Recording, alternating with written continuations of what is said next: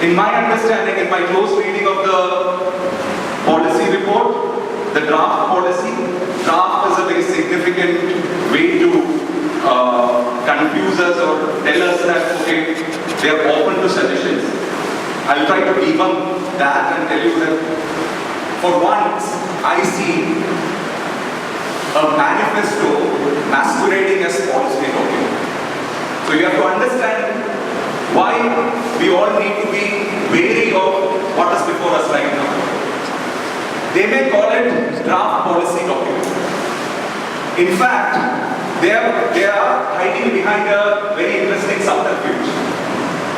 वो आपके सामने बोल रहे हैं कि देखिए PSR सुब्रमण्यन कमेटी का हमने एक ड्राफ्ट बना के उसके साथ 2,75,000 कंसल्टेशन का इनपुट लगा के हम आपके सामने रख रहे हैं और आपका भी सजेशन हम लेंगे, उसके बाद ये इंप्लीमेंट हो।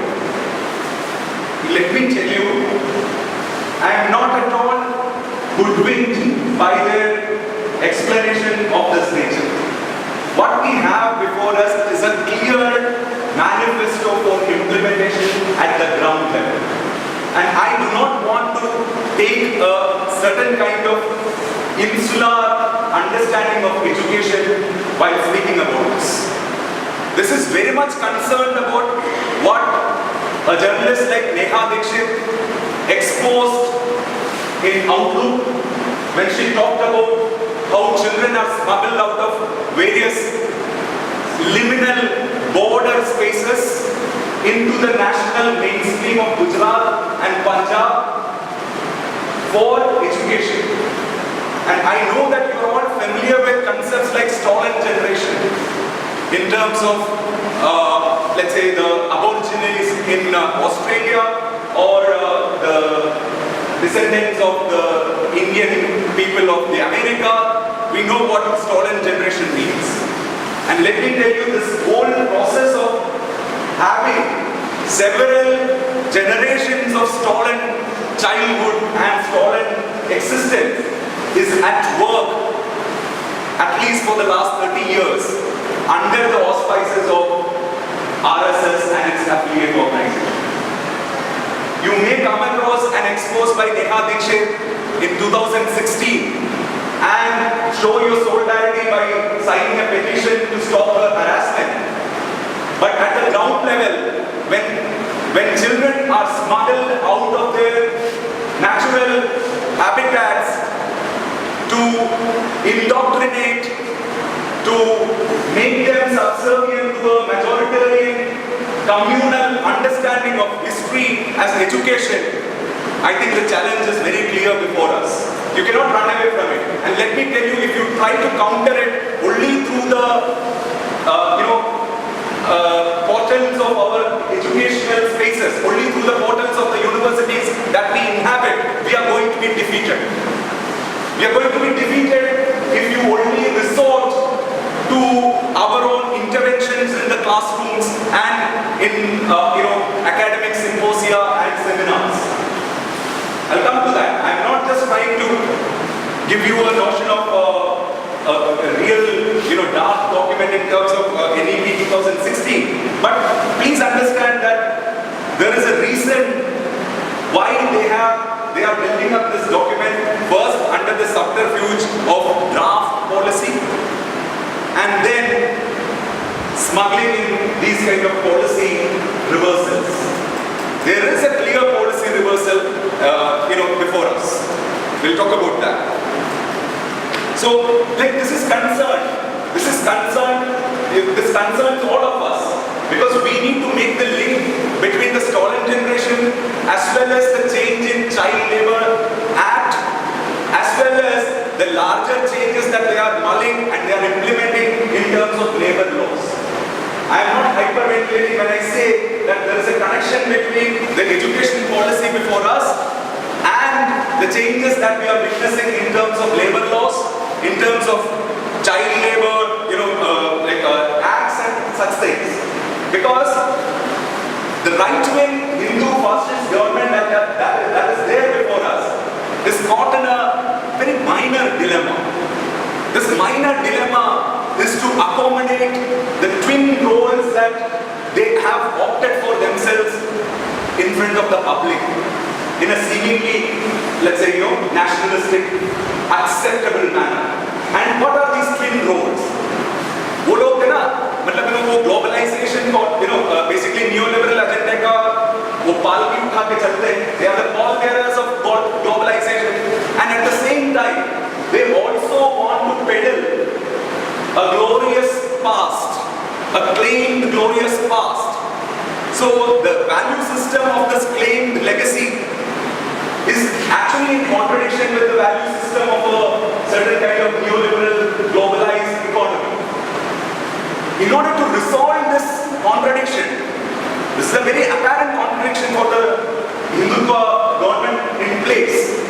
In order to resolve that, they have, I would rather say they have outwitted, they have outlasted, they have out-documented all the earlier policy documents, because they are employing a certain kind of democracy which is devoid of people's participation.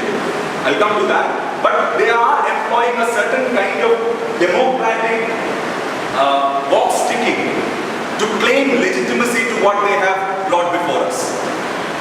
Let me tell you, this is unparalleled.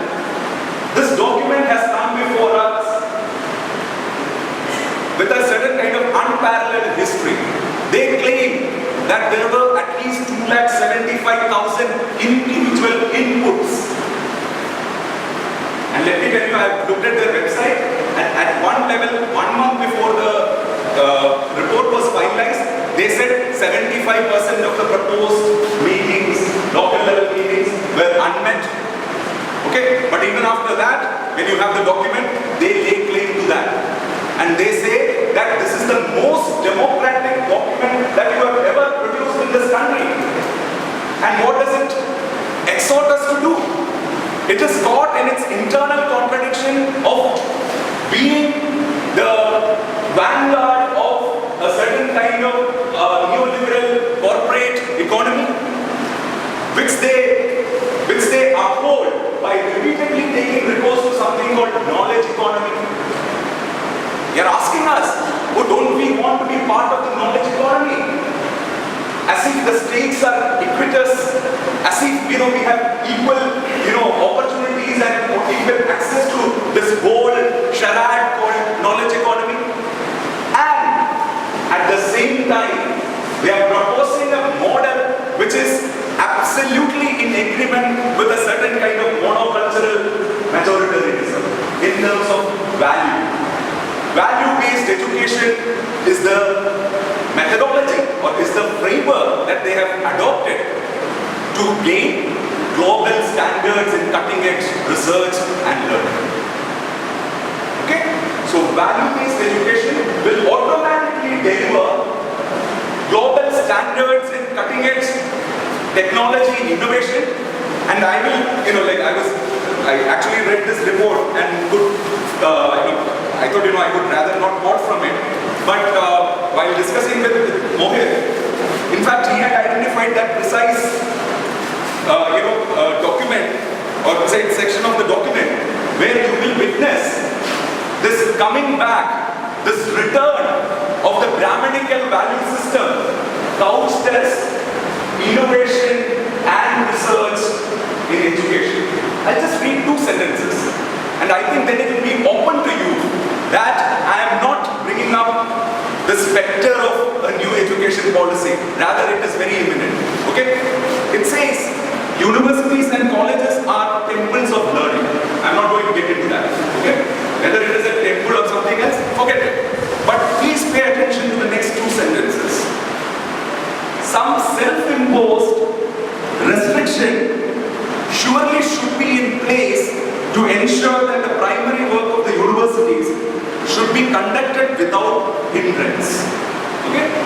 If I had a chalk and a board here, I would have ready-made categories, a certain kind of basic skeletal thing, that how this Brahminical self-imposed restriction, that's how Punya accrues. Which page number is this? This is there in the You can search this. Okay? Ideally, the next line says, ideally the university ought not to lend themselves as playgrounds for the larger national rivalries, okay, inequalities, iniquities, and social cultural fault lines. These, semicolon, these need to be tackled by society as a whole in other fora such as parliament, courts, elections, etc. What a wonderful document. It reasserts democracy. But in what ways? That the policy of education in this country will be determined by the dominant class which is able to sustain itself through parliamentary means. There is no question of people there. And read it along with the kind of focus that they have brought in terms of national development goals. You're all familiar with MDGs, no? Millennium Development Goals, which I think came by and which are yet to be achieved. Now they have come up with the MDGs, okay? National Development Goals. And everything is couched in a certain notion of nationalism which we have debated, we have fought in the streets as well as in the classrooms. But the way in which they are conceptualizing this, the way in which they are bringing in this is steeped in a certain kind of Brahminical value system. They are even ready to push the Vedic civilization beyond the Indus Valley civilization. Now, I'm not making it up. Please read that document. They say that the educational culture of this land is based on Vedic system of education. So that means there was nothing called Indus Valley civilization here. Now, are we to accept that and then look at it? No. Getting after you. But do you mean to say that any civilization could sustain itself with... No, if you're getting into that, let me complete my point. But if you... No, it's okay. No, we'll debate this point. This is precisely the point that we need to ask. I think he actually did a service to my kind of presentation by asking that question.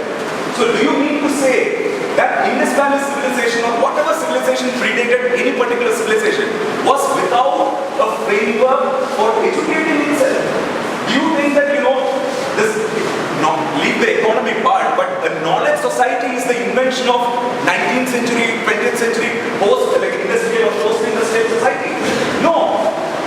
So please understand how they are falsifying certain basic understanding to push through a clear ideologically invested argument in favor of two things.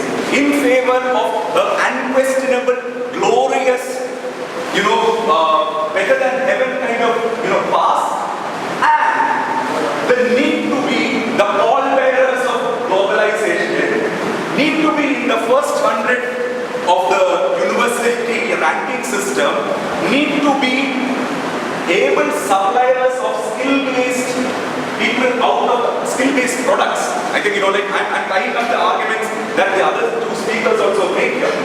They say that the products of higher education, they actually call as products of higher education. When you accept that status for yourself, when you accept that you are a product, then you become a commodity. It's a basic, system of value which will make you a product and subsequently a tradable commodity. So they are accepting such a argument to push through this seemingly contrasting aspects. How to be subserved, how to serve the needs of global capital, and at the same time, have some self-imposed restrictions. See, if you understand caste system, what is caste system? Caste system is all about restrictions and privileges in a graded manner. Am I right here? No, I don't think, I can be contested here. And who imposes the restrictions? You think that the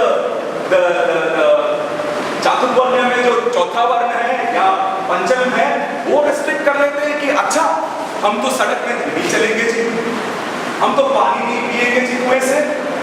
Do you think that these restrictions are imposed by the victims of a graded system of hierarchy? No, these restrictions are imposed by the dominant categories who privilege such a hierarchy. And in that case, what is this document? Then it says that students should only mind their business, submit your assignments, and let the parliament and how do you emerge? How do you conceive the emergence of parliaments and other systems of public conduct? These are products of these kind of learning, but they are denying that. So what I find here is a clear attempt to deny any kind of non-grammatical, non-Vedic system of education or knowledge, and to say that okay, they say in Vedic India there was nothing called knowledge. Whatever we did under the Gurukul system was for self-realization.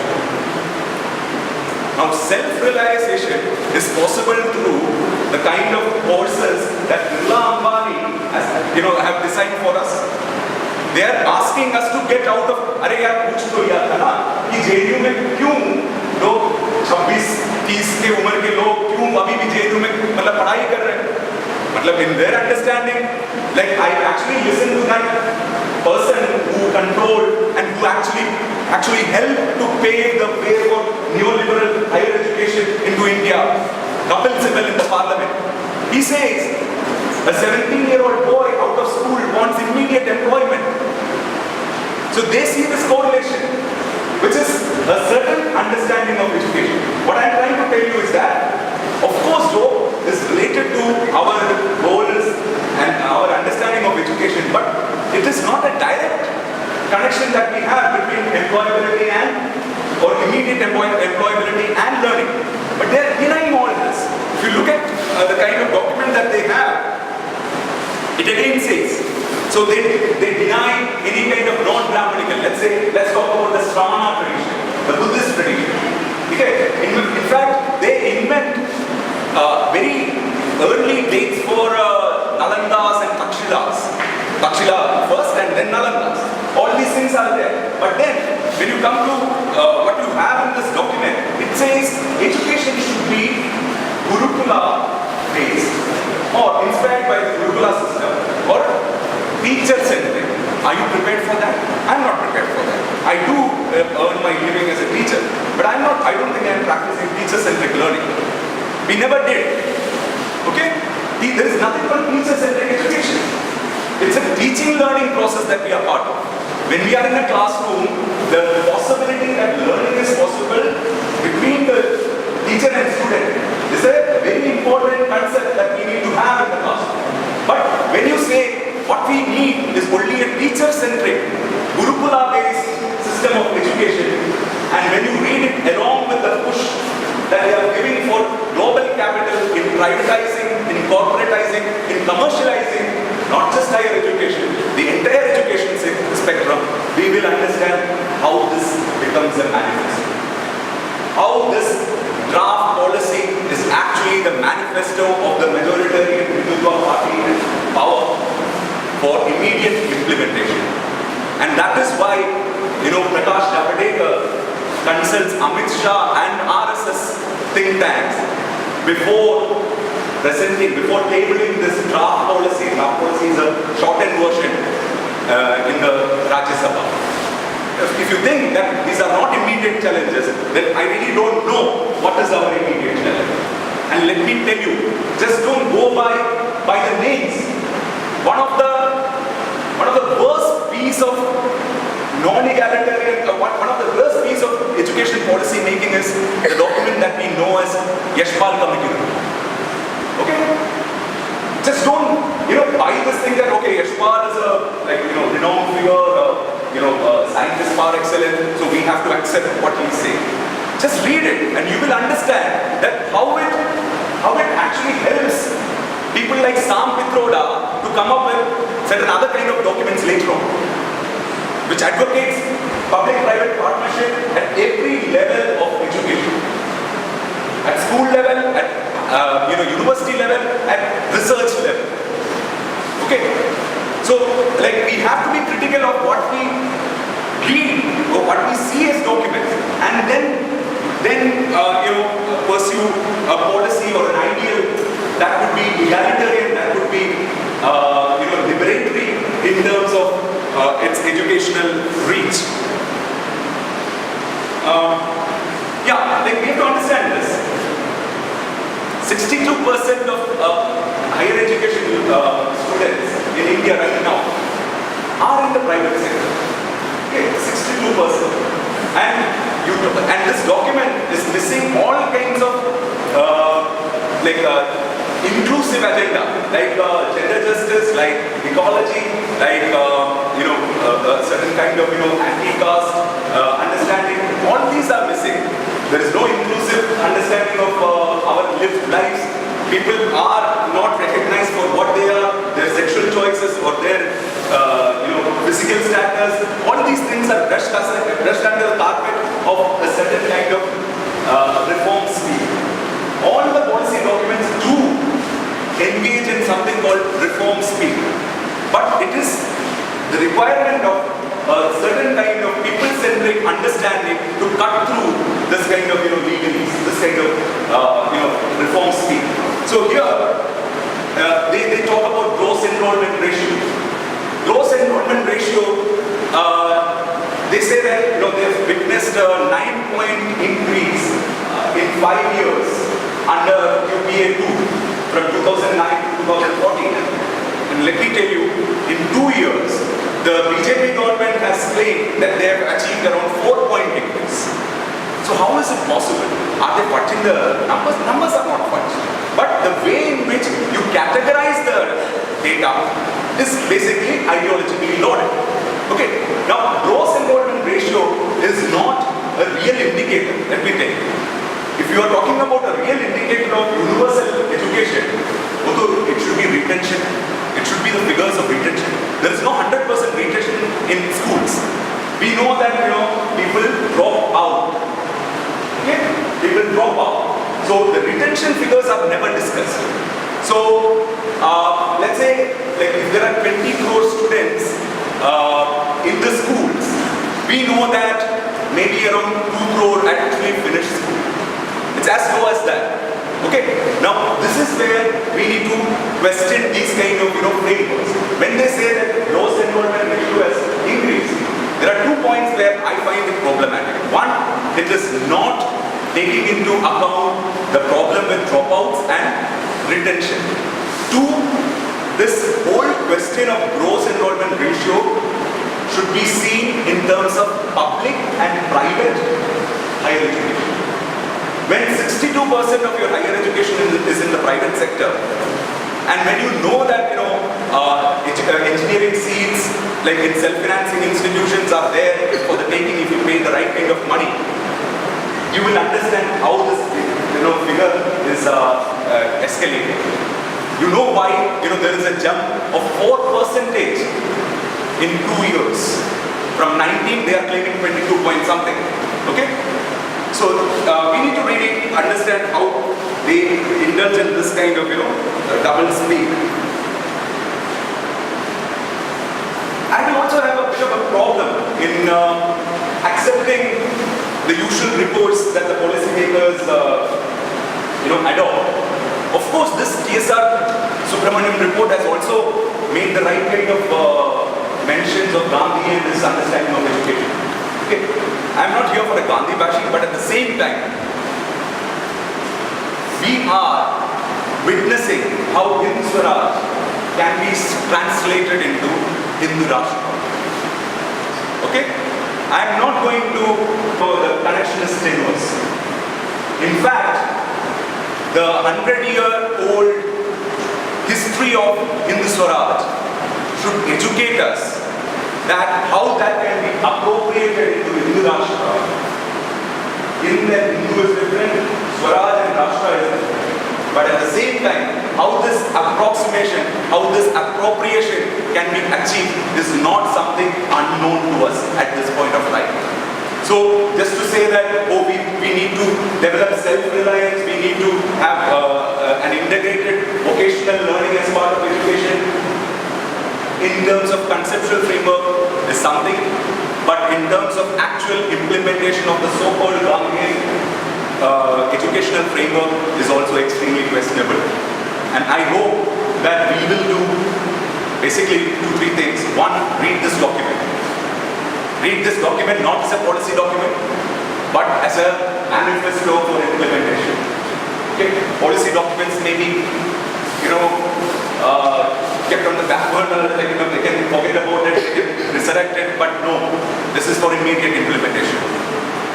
Two, that if we think that our opposition is only to be registered in the universities and colleges, then I think you are getting mistaken.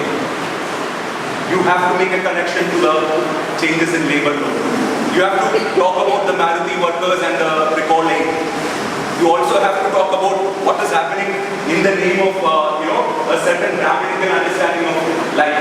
Whether there is a march in Yuna or something, whether we can even talk about those things in the university. All these things are now under debate. And if we fail to uphold an inclusive, equitous, egalitarian, liberatory understanding of education, I think we all will be compromised. More than this we that I imagine here, I believe that people will be compromised. We cannot imagine any nation or any kind of entity without that people. Education is also to be imagined with that idea of the people as the center, as the pivot. And if we don't do that, if we don't reimagine the concept of education in terms of people-centric policy, then we are going to compromise all of us and all our understanding in front of this kind of a policy thrust. So what we have is a majority government, completely, like democratic votes. I'm not saying that that process has to be pumped, but please understand, their subterfuge in talking about the biggest democratic policy decision making in terms of this NEP 2016 should be exposed. One, it is highly bureaucratic. Most of the consultations that were imagined within that framework happened at the block level, panchayat level, and it actually idealizes or valorizes a certain concept of our society.